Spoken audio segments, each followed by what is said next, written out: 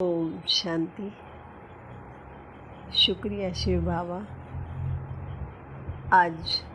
आज की मुरली में जैसे बाबा ने हम सभी ब्रह्मा कुमारी बच्चों को विशेष आत्माएं कहा, तो हम सभी बाबा के विशेष भाग्यवान बच्चे हैं और हमें श्रीमत पर चलना ही है। और आज जैसे बाबा ने कहा, परमत पर चिंतन और प्रदर्शन नहीं करना, सिर्फ परोपकार करना है।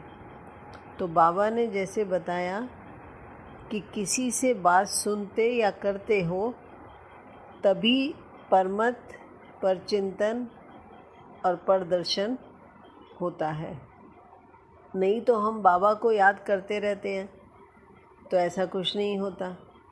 जब भी हम किसी आत्मा के संपर्क में आते हैं तब ऐसा होता है।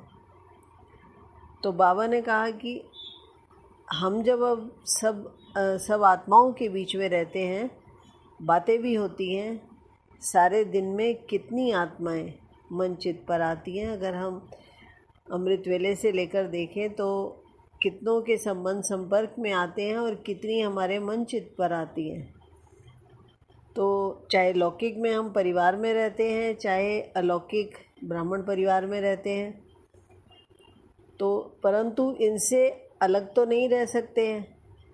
और शरीर से अगर अलग अलग रहे भी, मान लो सबसे अलग होकर हम रहें, तो माना हम कमज़ोर हैं कि किसी के भी साथ नहीं रह सकते हैं, किसी आत्मा से नहीं उनके साथ रह सकते हैं, या किसी का साथ पसंद नहीं है तो हम पीछे हट जाते हैं।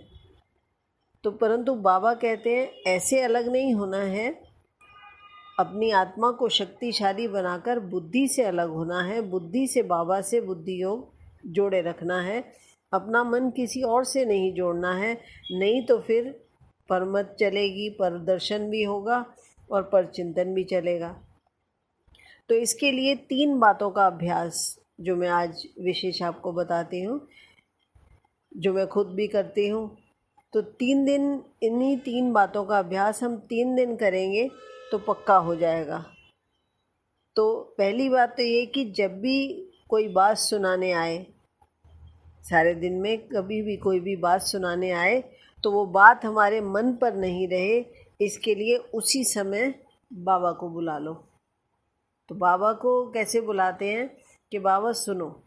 जैसे हम किसी को, शरीरधारी को जब हम बुलाते हैं, किसी को आवाज़ देकर बुलाते हैं, तो वो शरीर से आ जाता है और हम कहते हैं बैठो, बात सुनो, और वो सुनता है। तो आप जानते हो कि वो आकर बैठता है और कानों से सुनती तो आत्मा ही है, और बाबा निराकार है, बाबा शरीरधारी नहीं है। लेकिन ऐसे ही हम जैसे औरों को बुलाते हैं, ऐसे ही बाबा सुनो, तो बाबा भी उसी समय आ जाते हैं। और सोचो, जैसे ही हमने बुलाया लौकिक में, जैसे और आत्मा कहती है कि हाँ जी बोलो, तो ऐसे ही बाबा ने आकर कहा कि मीठे बच्चे बोलो, मैं आ गया। तो बाबा उसी समय आ जाते हैं। बाबा कहते हैं मैं हाजिरा हुजूर हूँ। तो बाबा सुनो, तो बाबा को उसी समय मन ही मन बोलो कि बाबा, ये आत्मा भाई आपका बच्चा क्या कह रहा है, आप ही सुनो और आप ही मेरे द्वारा इस आत्मा को जवाब देना। और अब बात सुनो। तो बात सुनी अनसुनी हो जाएगी क्योंकि बाबा सुन रहा है बीच में। और यकीन मानो इस चीज़ का कि मन पर नहीं रहेगी, आपके मन पर नहीं रहेगी, क्योंकि बीच में बाबा आ गया। अब दूसरी बात, जब तक वो बात सुना रहा है तब तक, क्योंकि वो आत्मा के मन में भरा हुआ है, परेशान है, आत्मिक शक्ति की कमी है, तो आप मन ही मन सिर्फ ये बात बोलते जाओ कि ये आत्मा बहुत शक्तिशाली आत्मा है, क्योंकि ये शक्तियों के सागर की संतान है। ये आत्मा बहुत शांत आत्मा है, बहुत शांत आत्मा है, क्योंकि ये शांति के सागर की संतान है। वो अपना बोलते जा रहे हैं, आप अपना बोलते जाओ, तो आप देखोगे कि उनकी बातें आप तक नहीं पहुंचेगी, आपके मन चित्त पर नहीं आएंगी।